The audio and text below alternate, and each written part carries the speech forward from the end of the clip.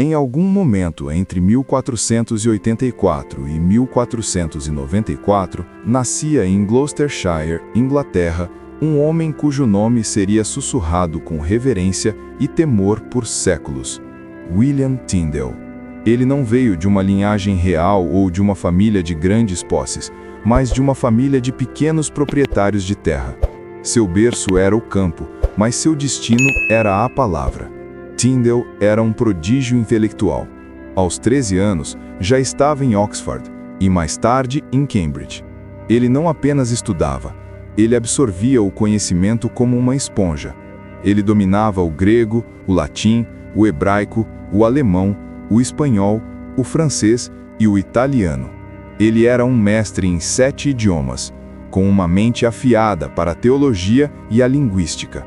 Ele era, em sua época, um dos homens mais letrados da Inglaterra, um erudito que poderia ter tido qualquer posição de prestígio na igreja ou na corte. Mas Tyndale via além dos salões acadêmicos. Ele via a realidade de uma nação aprisionada. A Inglaterra do século XVI era um caldeirão de tensões. O rei Henrique VIII governava com mão de ferro, e a Igreja Católica Romana, através de seus bispos e cardeais, detinha um poder absoluto sobre a vida e a morte, sobre a alma e o bolso do povo. A palavra de Deus, a Bíblia, era o alicerce da fé, mas estava trancada. Era um livro em latim, a Vulgata, uma língua que o povo comum, e muitas vezes até mesmo o clero, não entendiam. A fé se tornara um ritual vazio, uma série de superstições e penitências impostas por homens. A salvação era um produto a ser comprado através da venda de indulgências, e a ignorância bíblica era a ferramenta mais poderosa da opressão. Tyndale, como sacerdote e acadêmico, sentia uma angústia profunda. Ele sabia que o poder da igreja se baseava na ignorância do povo. Ele sabia que a luz da verdade estava escondida. Foi em meio a essa escuridão que Tyndale teve sua revelação, um chamado inabalável em seu coração. A palavra de Deus precisava ser livre. Para entender o sacrifício de Tyndale, é preciso entender o perigo que ele representava. A tradução da Bíblia para a língua do povo, o inglês, não era apenas um ato de piedade. Era um ato de revolução política e religiosa. A Europa estava em chamas com a Reforma Protestante. Martinho Lutero havia desafiado o papado, e a ideia de sola escritura, somente a escritura, estava redefinindo a fé. Mas na Inglaterra, a situação era ainda mais complexa. O rei Henrique VIII, embora mais tarde rompesse com Roma por motivos pessoais e políticos, era um defensor ferrenho da ortodoxia católica contra os reformadores. A Igreja, por sua vez, proibia estritamente qualquer tradução da Bíblia que não fosse a Vulgata Latina. O motivo era simples. A tradução revelaria que muitas das doutrinas e práticas da Igreja, como a penitência, a veneração de santos e a supremacia do clero, não tinham base nas escrituras originais. Dar a Bíblia ao povo era dar-lhes a arma para questionar a autoridade que os oprimia. Era dar-lhes a chave para o seu próprio cativeiro espiritual. Tyndale começou a pregar e a discutir com os líderes religiosos de sua época, expondo a verdade das Escrituras. Ele falava com a autoridade de quem havia bebido diretamente da fonte. E quando ele falava, a verdade era palpável e as pessoas arrepiavam. Tyndale percebeu que não havia lugar na casa do bispo de Londres para traduzir o Novo Testamento. Foi em meio a essa frustração que Tyndale se tornou tutor na casa de Sir John Walsh. Em uma discussão acalorada à mesa, um clérigo arrogante, defendendo a tradição e o poder da igreja, confrontou Tyndale com a frase que encapsulava a tirania da época: "É melhor ficarmos sem as leis de Deus do que com as leis do Papa." Tyndale, com a calma de quem acabara de receber uma revelação, respondeu com um manifesto que ecoaria pelos séculos. A frase que o colocaria na lista dos mais procurados da Europa: "Eu desafio o Papa e todas as suas leis. E se Deus me poupar a vida, antes que muitos anos se passem, farei com que o menino que lavra o campo saiba mais das Escrituras do que tu." Este foi o ponto de não retorno. Tyndale não queria apenas ler a Bíblia. Ele queria que o homem mais humilde, o menino que lavrava o campo, tivesse a palavra de Deus. A tradução da Bíblia para o inglês era, naquele momento, um crime capital. Era subversão. Ele sabia que estava assinando sua sentença de morte, mas o peso da palavra era maior que o medo da fogueira. A Inglaterra se tornou uma prisão. Tyndale fugiu, iniciando um exílio autoimposto que o levaria a Hamburgo, Colônia e, finalmente, Worms. Ele viveria como um fantasma, caçado, mas determinado a terminar sua obra. Tyndale não traduzia do latim, como muitos faziam. Ele era um erudito meticuloso e revolucionário.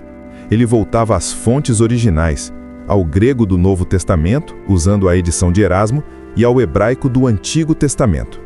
Ele queria a palavra pura, sem os filtros de séculos de tradição eclesiástica. Sua metodologia era perigosa, pois suas escolhas linguísticas eram, na verdade, declarações teológicas. Tyndale traduziu palavras-chave de forma a desafiar diretamente o poder da igreja. Por exemplo, ele traduziu a palavra grega eklesia como congregação, em vez de igreja, e a palavra presbíteros como ancião, em vez de sacerdote. Ele traduziu metanoia como arrependimento, em vez de penitência. Estas não eram meras escolhas linguísticas, eram bombas teológicas que minavam a autoridade do clero e do sacramento da penitência. Em 1526, o impossível aconteceu. Milhares de cópias do Novo Testamento, traduzidas por Tyndale, foram impressas secretamente na Alemanha. Eram pequenas, portáteis, fáceis de esconder, projetadas para o contrabando, e o contrabando começou. A palavra de Deus estava voltando para casa, escondida em fardos de algodão, em barris de vinho, costurada nas roupas dos mercadores. Cada cópia era um ato de rebelião, um sussurro de liberdade. A reação da igreja foi histérica. O bispo de Londres, Cuthbert Tunstall, tentou de todas as formas impedir a circulação das Bíblias. Em um esforço desesperado para erradicar a heresia, ele elaborou um plano para comprar todas as cópias que pudesse encontrar e queimá-las publicamente na Catedral de St. Paul. O bispo enviou um agente a Antuérpia, onde Tyndale estava trabalhando, para fazer a compra em massa. Tyndale, por sua vez, precisava desesperadamente de fundos para financiar uma nova e melhorada edição de sua tradução, pois a primeira estava cheia de erros de tipografia. E aqui está o maior plot twist da história da Reforma. Tyndale vendeu o estoque de Bíblias ao agente do bispo Tunstall. O dinheiro que o bispo pagou a Tyndale foi usado para financiar uma tiragem ainda maior e melhorada, impressa em um formato mais robusto e com correções. O inimigo, sem saber, estava financiando a própria revolução. A fogueira de Bíblias na Inglaterra apenas serviu para despertar a curiosidade do povo e provar o valor inestimável daquele livro proibido. A perseguição se intensificou. Tyndale se mudou para Antuérpia, um porto mais seguro, onde continuou seu trabalho hercúleo. Ele não apenas traduziu. Ele escreveu tratados teológicos que defendiam a justificação pela fé, a supremacia da Escritura e a soberania de Cristo. Sua obra era uma ameaça tripla: ao Papa, ao rei e à estrutura eclesiástica. O rei Henrique VIII estava especialmente furioso. Tyndale havia escrito A Prática dos Prelados, um tratado que se opunha ao divórcio do rei e à sua subsequente reivindicação de ser o chefe supremo da Igreja da Inglaterra. Para o rei, Tyndale era um traidor político e um herege. Nos anos seguintes, Tyndale traduziu o Pentateuco, os primeiros 5 livros do Antigo Testamento, e começou a trabalhar nos livros históricos. Ele estava determinado a cumprir sua promessa, mas o preço da verdade era alto. Ele vivia na pobreza, na solidão e sob constante ameaça de morte. Detalhes de sua vida neste período revelam sua dedicação.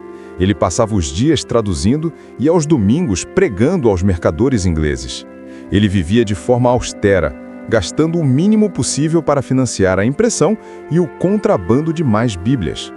Ele era um homem consumido por uma única paixão: a palavra de Deus. Mas a traição, como sempre, veio de onde menos se espera. Um jovem inglês chamado Henry Phillips, um agente duplo, foi enviado a Antuérpia com a missão específica de capturar Tyndale. Phillips era charmoso, bem vestido e conseguiu ganhar a confiança do tradutor, fingindo admiração. Em 1535, Phillips convidou o Tyndale para um jantar. Ao saírem, na estreita rua, Phillips fez um gesto sutil para os soldados do imperador Carlos V que estavam escondidos. Tyndale foi cercado e agarrado. A Bíblia, que ele carregava consigo, caiu de suas mãos. Era 1535. Tyndale foi levado para o castelo de Vilvoorde, uma fortaleza sombria perto de Bruxelas. Ele passaria os próximos 500 dias em uma masmorra fria e úmida, sem luz, sem calor e sem seus livros. O castelo de Vilvoorde se tornou o palco final de sua luta. Na escuridão, ele não parou. Ele continuou a traduzir, a escrever, a pregar para seus guardas. A única carta que sobreviveu a este período revela a profundidade de seu sofrimento e a força de sua determinação. Na carta, ele implorou ao carcereiro por uma vela, um casaco mais quente e, o mais importante, sua Bíblia hebraica, seu dicionário e sua gramática. Ele não pedia a liberdade, ele pedia as ferramentas para continuar sua obra. Tyndale estava determinado a terminar o Antigo Testamento, mesmo que fosse em uma cela fria e escura. O julgamento foi uma farsa. A acusação? Heresia. O crime? Traduzir a Bíblia. A sentença? Morte. Tyndale foi condenado como herege por um tribunal eclesiástico. 6 de outubro de 1536. O dia mais sombrio e, paradoxalmente, o mais vitorioso da vida de Tyndale. Ele foi levado à praça de Vilvoorde, diante de uma multidão que o observava em silêncio. A cena era de um horror calculado, destinada a chocar e a dissuadir qualquer um que ousasse desafiar a igreja. Antes da execução, ele teve a chance de se retratar, de negar sua obra, de salvar sua vida. Ele recusou. Sua consciência estava limpa. Ele sabia que estava morrendo pela verdade. O carrasco o amarrou à estaca. A corda foi colocada em seu pescoço.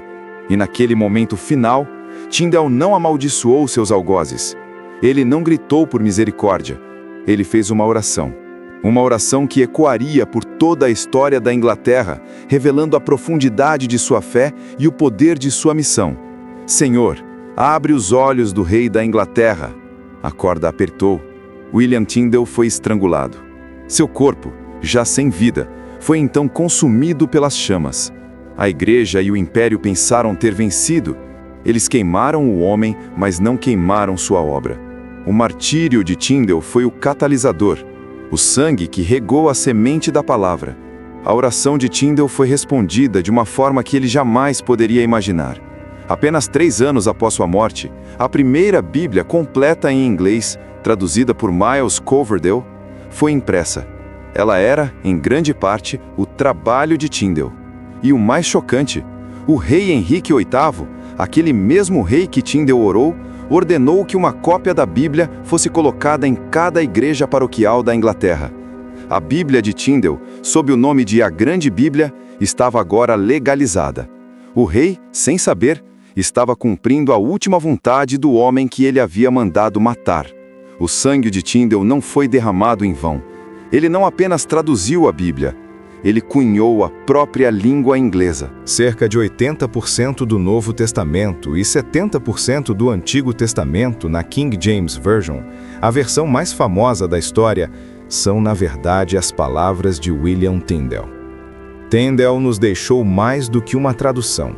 Ele nos deixou um testemunho de que a palavra de Deus vale mais do que a própria vida.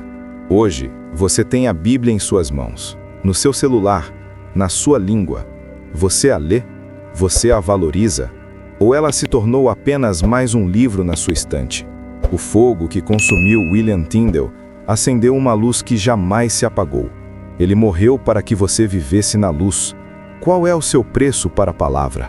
Você está disposto a viver como ele viveu e a pregar como ele pregou, mesmo que seja apenas para o menino que lavra o campo?